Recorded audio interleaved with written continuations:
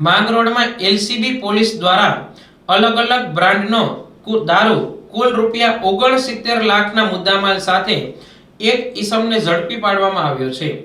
Mangrol Porbandar highway પરના વરામબાગ પાસે Mangrol marine police station વિસ્તારમાંથી ભારતીય બનાવટના વિદેશી દારૂની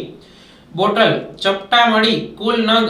5544 કિંમત રૂપિયા 48,90,000ના મુદ્દામાલ સાથે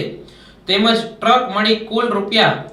69 લાખના મુદ્દામાલ સાથે રાજસ્થાનના એક ઈસમને ભારતીય બનાવટના વિદેશી દારૂના મસમોટા જથ્થા સાથે પોલીસે પકડી પાડ્યો છે। જૂનાગઢ રેન્જના પોલીસ મહાનિરીક્ષક નિલેશ જાજડિયાની સૂચના તેમજ પોલીસ અધિક્ષક સુબોધ ઓડેદરાના માર્ગદર્શન હેઠળ વિદેશી અને દેશી દારૂ તથા જુગારની ગેરપ્રવૃત્તિ કરતા ઈસમો સામે પગલાં લેવા કડક સૂચના કરેલ હોય, જેને લઈ ક્રાઇમ બ્રાન્ચ જૂનાગઢના પીઆઈ કૃણાલ એમ પટેલની ટીમના પીએસઆઈ ડીકે સરવૈયા, જમાદાર વિજય બડવા, શરમણ સોલંકી, જગદીશ ગરચર, નિકુલ પટેલ, પૃથ્વીરાજ વાળા, જીતેશ મારુ, જાદવ સુવા સહિતની ક્રાઇમ બ્રાન્ચની ટીમને મળેલ હકીકતના આધારે માંગરોળ પોરબંદર હાઈવે રોડ પર Ashok Leyland truck register number UP 42DT 3189 માં બહારના રાજ્યમાંથી ગેરકાયદેસર ભારતીય બનાવટના